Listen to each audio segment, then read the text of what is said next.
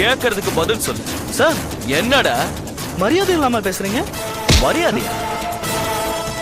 என்ன மரியாதை? ஆ? அந்த பொண்ணு பின்னால 3 மாசமா சுத்துற. அந்த பொண்ணு உன்னை லவ் பண்ண முடியாதுன்னு சொல்லிடுச்சு. அத உன் ஃப்ரெண்ட்ஸுங்க கிட்ட சொல்லி கிட்னாப் பண்ற மாதிரி நடிச்சு நீ காப்பாத்துற மாதிரி நாடகமாடி அந்த பொண்ணு வீட்டுல போய் பேச ஆரம்பிச்சிட்ட. இல்லங்கறியா? சத்தியமா இல்ல சார். அடேங்க அப்பா, என்னமா யூகிக்கிறீங்க? நடக்காத ஒரு விஷயத்த நடந்தது மாதிரியா சொல்றீங்களே? சும்மா கதை எல்லாம் சொல்லக்கூடாது. அந்த ஜான்சிய ஏன் கிட்னாப் பண்ண ட்ரை பண்ண? சார், அந்த 2 பேரோட அடையாளத்தை காலையில உங்ககிட்ட சொல்லிட்டேன். திரும்ப திரும்ப நானே தப்பு பண்ண மாதிரி என்னையவே கேள்வி கேட்டுட்டு இருக்கீங்க. என்ன சார் நியாயம் அது? சரி, நியாயத்தை பத்தி விடு. நீ அந்த வேன் நம்பர் பாத்தியா? பார்த்தேன் சார். என்ன நம்பர்? PN023634 sir. அந்த வேன்ல வேற யாராவது இருந்தாங்களா? யாரும் இல்ல சார். அந்த கிட்னாப் பண்ணவங்களோட பேர் என்ன? டான் பிரதாப். சரி, இந்தா ஒரு கம்ப்ளைண்ட் எழுதி கொடு. எழுது.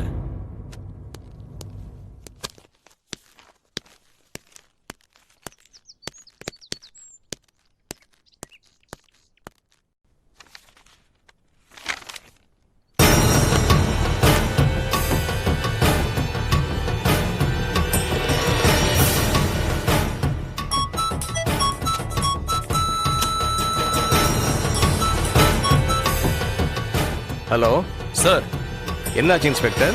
அந்த பையன் ஸ்டேஷனுக்கு வந்து கம்ப்ளைண்ட் எழுதிட்டு இருக்கான். வேன் நம்பர் சொன்னானா? வேன் நம்பரை மட்டும் இல்ல சார், உங்க ஆளோட பேரையும் பக்காவா சொல்றான். என்ன பண்ணலாம்? இன்ஸ்பெக்டர், நாளைக்கு ஒரு பெரிய அமௌண்ட்டாக கொடுக்கலாம்னு நானும் என் பொண்ணு முடிவு பண்ணியிருக்கோம். அப்போ ஓகே சார். இந்த கம்ப்ளைண்ட் விஷயத்த நான் பாத்துக்கிறேன். சாயங்காலம் டியூட்டி முடிச்சுட்டு போகும்போது அப்படியே வீட்டுக்கு வரேன் sir. Okay sir, okay. Okay sir.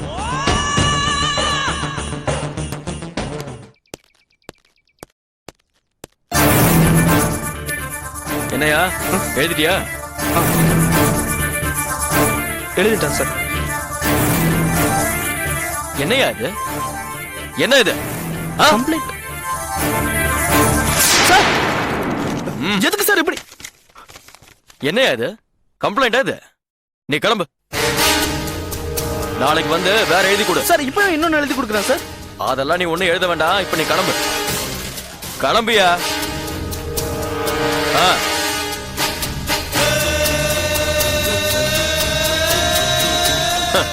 Complaint குடுக்கறானா? Complaint. நான் சுந்தராபுரம் ஹை ஸ்கூல்ல டீச்சரா வர்க் பண்றேன். இந்தாங்க தம்பி, காஃபி எடுத்துக்கோ. பரவாயில்ல, இருக்கட்டும். பரவாயில்ல, எடுத்துக்கோங்க. கார்த்திக் சார், தயங்காம எடுத்துக்கோங்க. எங்க அம்மாவோட பார்வையில இன்னைக்கு நீங்க சினிமா ஹீரோ மாதிரி இருக்கீங்க. சும்மா இருடி தம்பி. நீங்க மட்டும் சரியான நேரத்துல என் பொண்ணை காப்பாத்தலன்னா என் பொண்ணோட நிலைமை என்ன ஆயிருக்கும்? கொஞ்சம் யோசிச்சு பாருங்க தம்பி. அதெல்லாம் ஒண்ணும் ஆயிருக்காதுமா.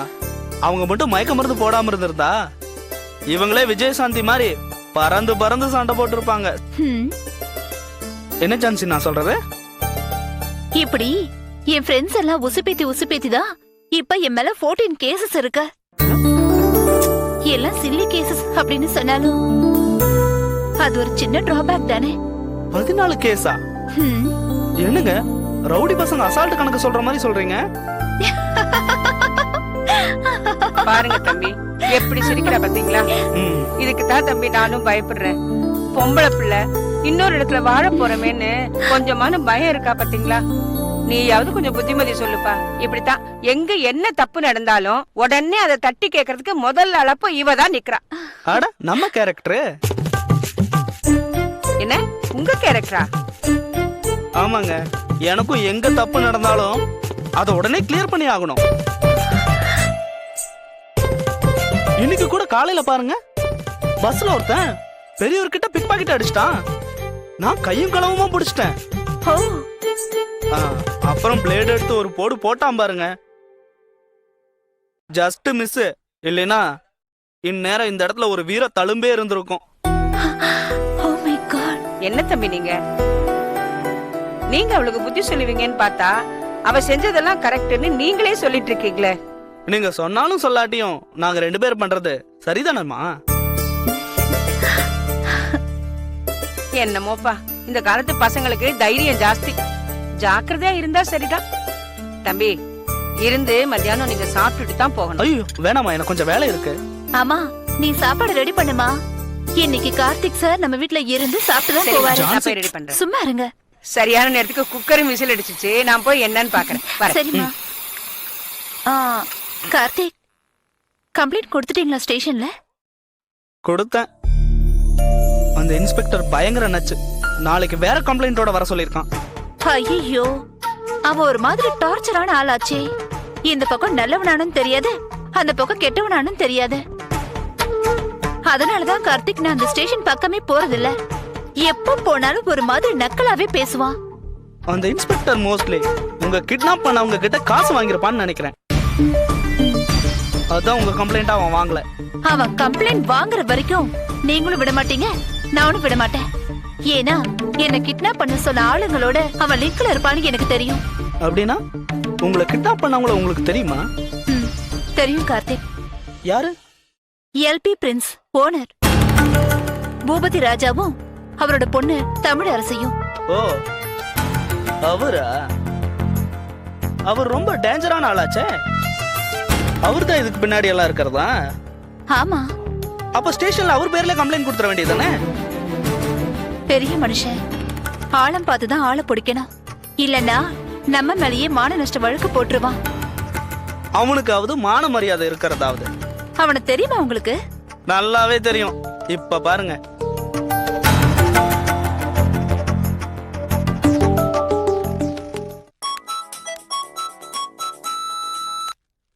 ஹலோ, யாரு? என்ன சார், எப்படி இருக்கீங்க?